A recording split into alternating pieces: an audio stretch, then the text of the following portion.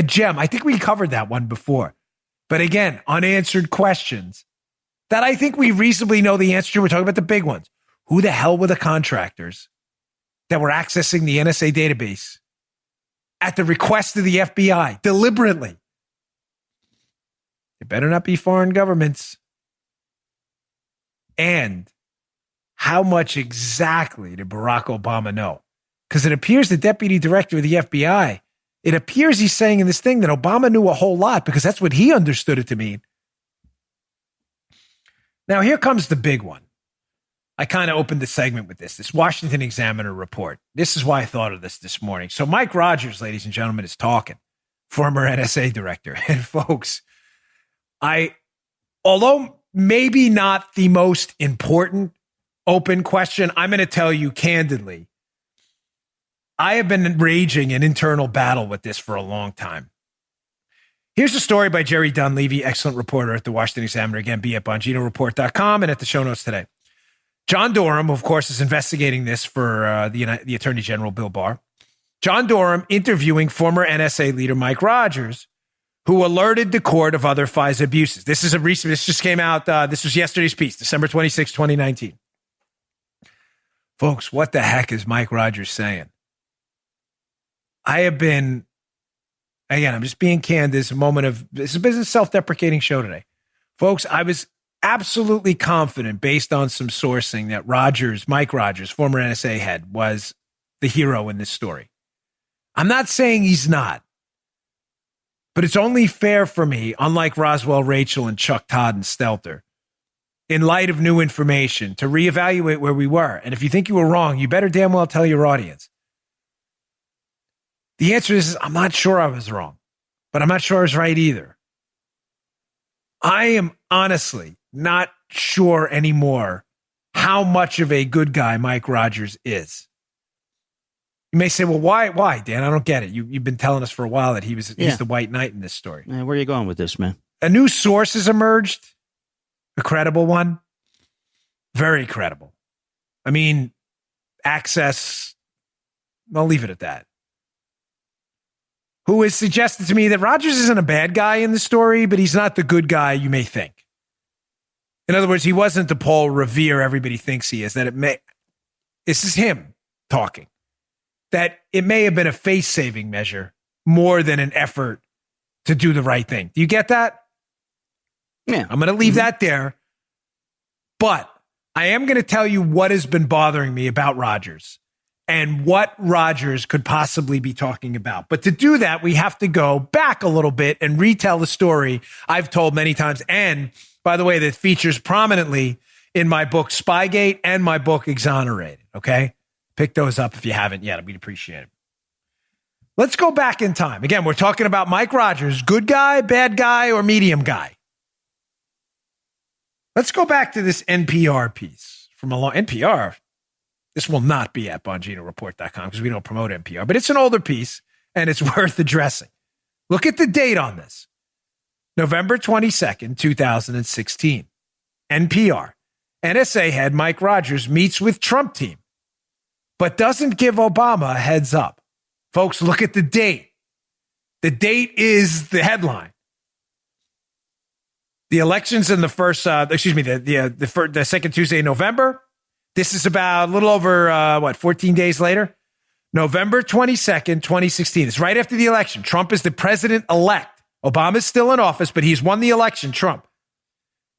NPR's reporting that Mike Rogers, who works for the Obama administration, he's still the president, Obama. Right. Makes an unscheduled, at least with the Obama administration, trip up the Trump Tower and doesn't give Obama a heads up. Why would he do that? Well, for those of you who read Spygate and Exonerated, you might know the story or think you know the story. What happens right after that trip? So again, we're talking about just a couple weeks later, after the election. NPR is reporting that the trip that happened on November 17th, just 10 days after the election, right? They're reporting he didn't give the Obama team a heads up, Mike Rogers. Why would he not do that? Seems kind of odd, considering he's still working for the Obama administration. Let's look at this New York Times piece. 2016, this is just a couple days after the meeting, November 19th. Obama is considering removing NSA leader, Mike Rogers. So the meeting happens on November 17th. It's unplanned with the Obama administration. He doesn't tell the Obama administration, Rogers. And 2 days after the meeting, the New York Times, through their deep state leakers, reports that Obama, keep in mind, this is the outgoing lame duck two-term president. Right. He's leaving in a little over 2 months. I mean, a little under 2 months, excuse me. He's leaving. He's all of a sudden wants to fire Mike Rogers 2 days after the meeting? Why? Why would he do that? Let's put up another story from the Washington Times and we can tie this little cornucopia of information together. Washington Times by S.A. Miller. Thursday, November 17, 2016. Thursday, November 17, 2016. The exact date Mike Rogers goes up to Trump Tower, NSA director, doesn't tell the Obama administration, and the Obama administration wants to fire him because of it. The exact date he has this meeting with Trump. Headline, Donald Trump moves transition meetings to private club in New Jersey from Trump Tower. Folks, what the heck did Mike Rogers tell Donald Trump in that meeting? President-elect Donald Trump. Did he expose this whole scandal to him? Some sourcing of mine indicates yes, he did. And it fits because why wait? It's about 10 days after the election. Trump wins. He's the president-elect. Again, Rogers still works for Obama. Doesn't tell Obama. Takes this secret trip up the Trump Tower. It's secret, so many people saw it, but doesn't tell Obama about it. Obama wants to fire him because of it. And immediately after the trip, Trump leaves Trump Tower. Right around that time, a little bit later, after this, but Trump puts that tweet out about my lines were bugged. The Trump Tower was bugged. What was said in that meeting? Again, we're talking about the greatest unanswered questions in the biggest scandal in American history. Who the hell were the contractors? How much did Obama know? I think all of it. And what did Rogers tell Trump during that meeting that caused him to leave so quickly? It's 10 days. My experience through presidential transitions in my prior line of work as a Secret Service agent is it takes about that amount of time to get it, maybe a little less, to get a secure communications infrastructure in there at the president-elect level. Were they waiting for secure comms? Was Rogers waiting for them to set something up so he could speak securely with the president? Was he afraid who was listening? Was Trump afraid of who was listening? That's why they left to go to New Jersey right after the meeting. Might have told him to call working, you know? Oh, yeah. Wasn't that a commercial once? Oh, yeah. What did Rogers tell him? We can surmise, based on decent sourcing at this point, that Rogers told him something about what happened in Spygate. Yeah. The question is how much? And the question of how much will determine if Rogers is the white knight and the hero of this story, or just a guy who was attempting to CYA, knowing that he was going to be part on the totem pole of history. If he didn't save himself now, he was going to be part of the spy apparatus and the biggest spying scandal in human history. What did he tell Donald Trump? Ladies and gentlemen, we'll find out soon, won't we? Because the Durham report, he's cooperating. Let's see exactly what he said. And of course, here is where you'll get all the information first. As you always do. That's why we do the show in the morning. All right, let me give you another story here. One last story, Breitbart. And I only put this up because I know people ask me why I didn't cover it. Folks, I didn't cover it because this is old news. I wrote about it and exonerated my latest book extensively. And in my book 2 years ago, Spygate. You have Amazon gift cards, pick them up. You can read about it. We wrote the book 2.5 years ago, me, DC, and Matt Palumbo. Breitbart article. John McCain, IG report reveals Steele funneled claims through John McCain after FBI dropped him by Aaron Klein, December 26, 2019. Again, I know I'll get, it's the only reason I'm even putting this headline up is because I know I'll get emails. How could you not cover John McCain had a role in passing the dossier to the FBI after they fired Steele? Because, folks, I wrote about it literally 3 years ago. It's in the book. I'm just telling you now that the stuff you're coming out in the IG report, you're way ahead of the game. We've been talking about this on the show forever. Yeah, man. God rest the man's soul. I don't speak ill of the dead, but again, we need accountability. And it's clear John McCain and his associate David Kramer were involved with the funneling of Steele information, Steele dossiers, and Steele claims into the FBI to start the biggest spying scandal in U.S. history. That's the story. Period. Full stop. Now we know. But you already knew.